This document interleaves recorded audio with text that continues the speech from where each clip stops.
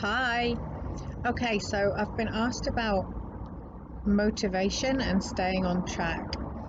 So here's a few ideas that I think should help.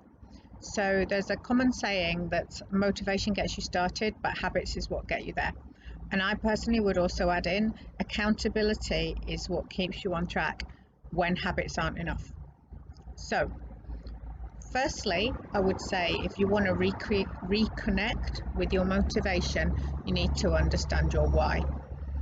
And what I mean by that is your true emotional why you want to do the thing that the habit and the action or non action is seeking to achieve. So you don't just want to not eat the piece of cake because you have got some woolly reason for not eating the piece of cake. You actually not want to eat the piece of cake because of the bigger picture of what that means in terms of your weight, in terms of your health, in terms of your fitness. Just using the piece of cake, it could be anything. I'm not saying you can never have cake. Anyway, so basically, if you can reconnect with your emotional why of why you want to be fitter, why you want to be healthier, then that is what you can use to keep you going and to reactivate your motivation. So it's not just that you want to be thinner because you want to look better. It may be something like you want to have lower body fat and you want to be fitter because you want to be able to play with your kids without getting out of breath, or that you want to not feel ashamed. And if you find those reasons and you sit in those emotions, then those are the things that you can reconnect with to get your motivation going again.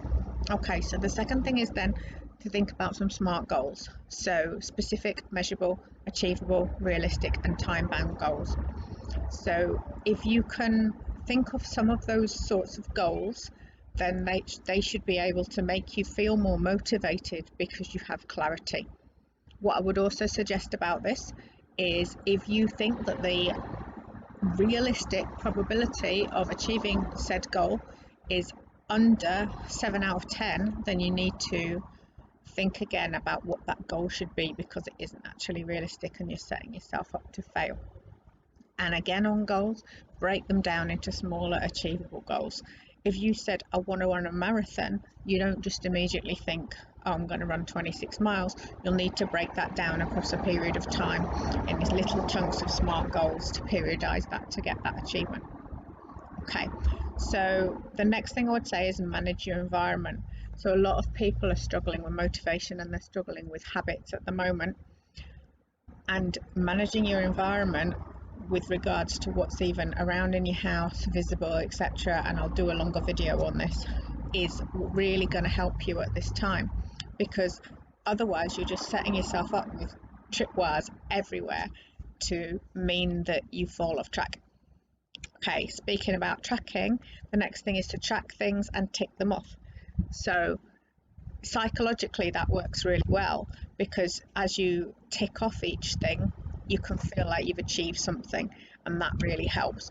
So for example, if you want to keep on track with your nutrition, then tracking what you're actually doing will give you a way of knowing that you are on track, but also seeing the issues that you want to work with. If you want to feel like every day that you are being a particular form of activity, like getting to 10,000 steps, for an example, then if you can tick off each day that you've done it, then psychologically you can see a big long line of ticks, and then you can see that you've done it, and it makes you less likely to give up for a day because you don't want to break the chain. With that in mind, never miss twice.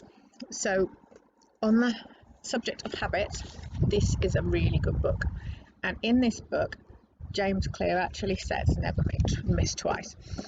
What he actually says at one point is the first mistake is never the one that ruins you. It's the spiral of repeated mistakes that follows. Missing once is an accident, missing twice is the start of a new habit.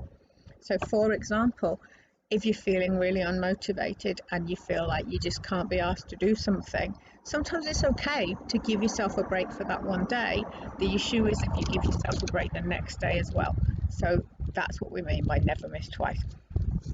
And finally, the other thing I would say is accountability.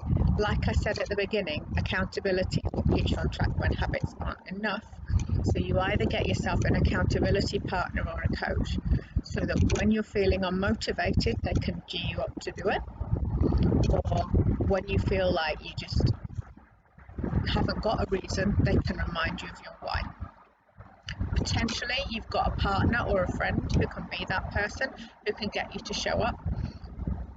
It may be that they're actually the person who lives with you and they can say, you know, let's go out, let's do the walk, let's do the workout. No, we're not going to go to the fridge and get whatever at this time. Or it may be that you need someone more external, because it may be that you either don't have anyone at home, or whoever you've got at home actually isn't helping you at this point, and that they're more likely to encourage you to fall into a bad habit, in which case you need to find someone external. So either find a friend to be accountable with, or this is why gym buddies work normally.